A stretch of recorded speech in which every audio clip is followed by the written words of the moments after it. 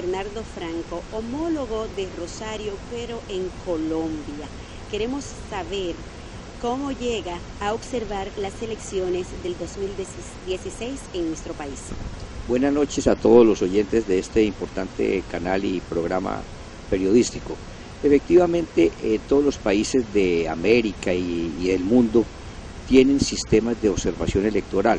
Justamente hoy en la República Dominicana se encuentran 3 organizaciones de alto nivel a nivel de América Latina, que son la Organización de Estados Americanos, la UNIORE, que reúne países de Centroamérica y Latinoamérica, y UNASUR, que reúne países exclusivamente de Sudamérica.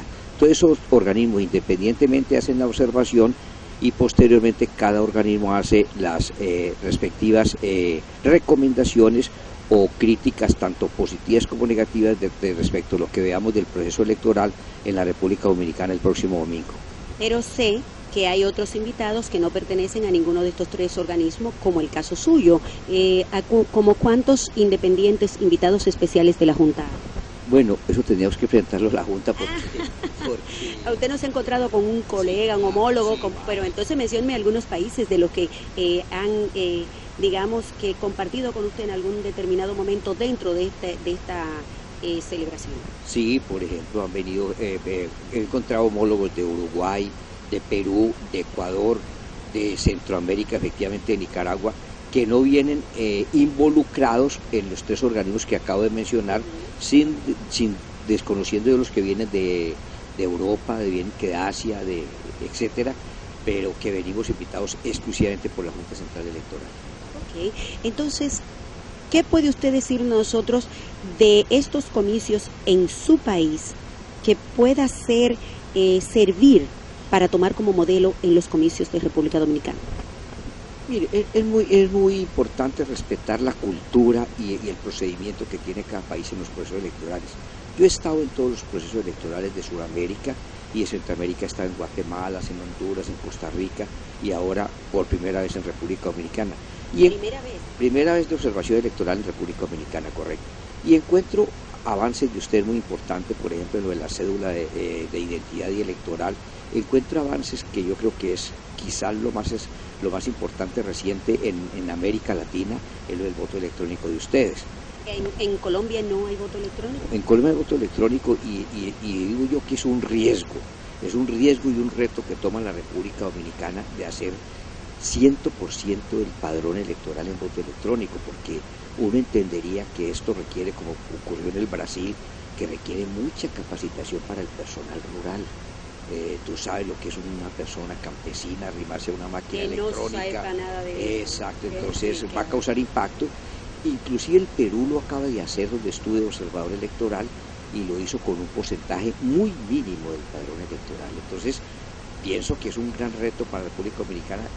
Yo les deseo el mejor de los éxitos, ruego al Altísimo que sea un exitoso el 100% y que, por ejemplo, vuelvo a repetir, hay que respetar los procesos de cada país, pero en mi país, por ejemplo, los boletines de resultados, aún siendo manual, son muy rápidos. O sea, las mesas de votación... ¿Cuántos votantes tenemos en su país? En mi país.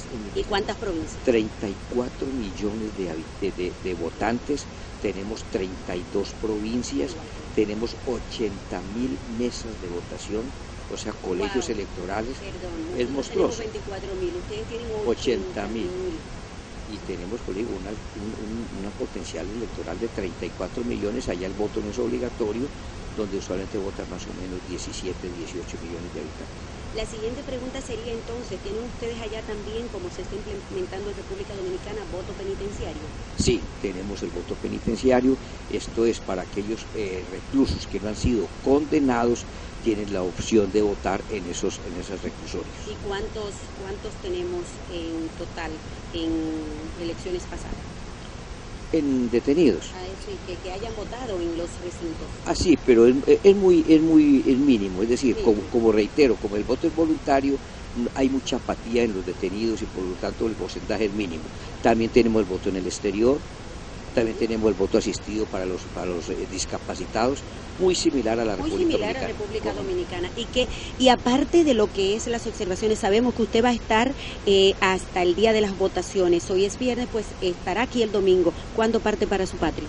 El lunes, después de estar integrado, como te reitero, si bien nosotros estamos liberados de estar participando en las observaciones que están acreditadas, como es la UNIORE, como es la OEA y como es UNASUR, nosotros el lunes participaremos en las observaciones que van a hacer estos 3 organismos y aportaremos lo que neutralmente e imparcialmente veamos qué se puede mejorar para que ustedes sigan teniendo una democracia tan linda como la que tiene República Dominicana.